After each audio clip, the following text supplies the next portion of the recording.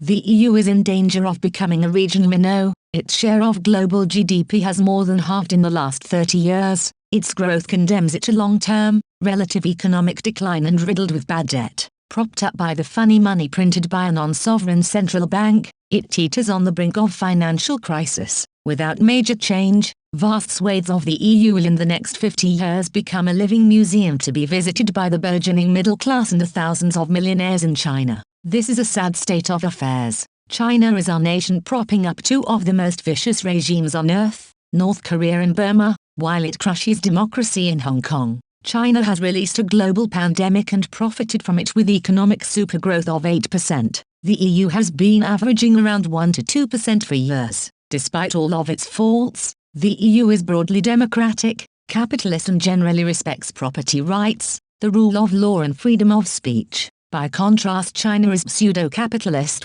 crony-capitalist, anti-democratic. It respects property rights when it suits and applies the rule of law through military courts. Free speech is an anathema and there is no democratic pressure in existence to change this. China controls over 80% of rare earths, necessary for the green energy revolution, and many Western countries are dependent on components and consumer goods produced there. This is merely an example of the challenge the global Britain faces in choosing its principal trading partners. A recent government report identified China as at one and the same time the greatest long-term threat to our way of life and yet a country with whom we should do business. Fortunately, we have choices. Countries who share the same head of state as the UK, similar values and norms, the same language, the English common law, property to rights and capitalism, and who already share security and defense arrangements are chomping at the bit for a trade arrangement. These countries are collectively, with the UK, equivalent to a third of the US economy and more than that of the EU economy.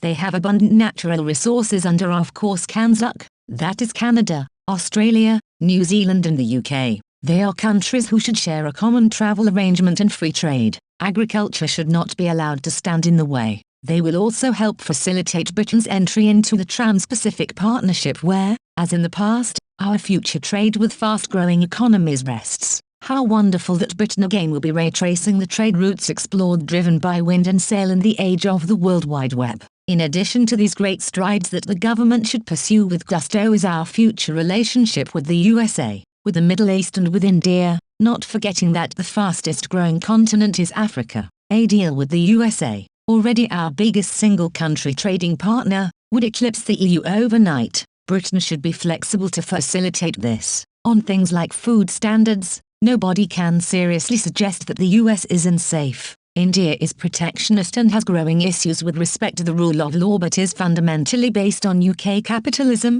common law and language. It would be marvelous to build on our existing relations, especially given the family contacts which already exist in Britain. We have strong allies and good relations with many Gulf states and with Israel. These provide great opportunities to build on already substantial trade and security links. Many African countries are members of the Commonwealth. Some that were not even former colonies have elected to join. This should give the UK a strong platform for economic development. The future of global Britain is bright, but the government needs to put as much effort into supporting trade as it does into inward investment. Most of all, we should bear in mind that even if Britain developed no trade arrangements we would still trade, and, as 70% of our economy is domestic, provided the government adopt the correct tax policy and is prepared to seek better regulation, the UK will boom.